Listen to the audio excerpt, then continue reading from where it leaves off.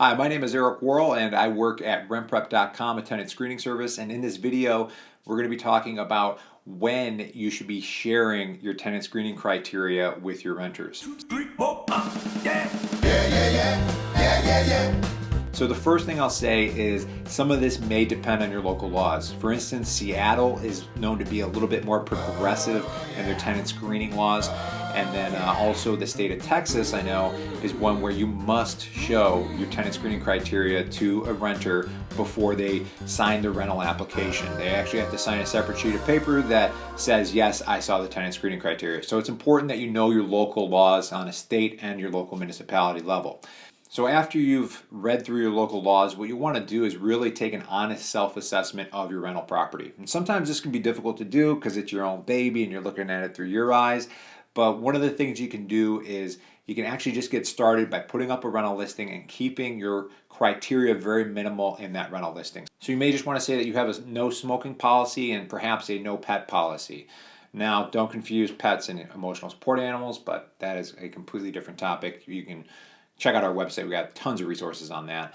What you can do is really keep your criteria minimal in that listing. So what you can do then is be able to gauge what kind of interest you're getting in your rental property. If you find that you're kind of getting interest trickling in, it's probably a good idea just to keep that. But if you're getting tons of interest, you're getting emails constantly from people interested in your rental, it tells you that you have a very high in demand rental, and it also might tell you that maybe your pricing is a little bit low. So you may want to consider adjusting your pricing up. So one of the things you can do is you can try tweaking your pricing, bringing your pricing up, and if you're still getting that level of demand, you can feel confident in introducing your tenant screening criteria earlier into the process. And now where you would do this is during the pre-screening phase. So this is where you're going to interview and you're going to talk to these interested renters before you show them the rental. The reason you do this is you don't want to be going back and forth and showing your rental constantly to people that are actually not a good fit whatsoever. So what you can do is if you do run a background check and you charge an application fee, which many people do, you can make this known during that pre-screening phase. And this is something that other people might not make known until they show the rental. So it really is up to you, but just get a gauge of where your rental is. Have a little self-awareness. I mean, I like to joke around that when it came to dating and meeting my wife, that I probably didn't have the clout on this face to tell her, that I was deeply in love with her after a week.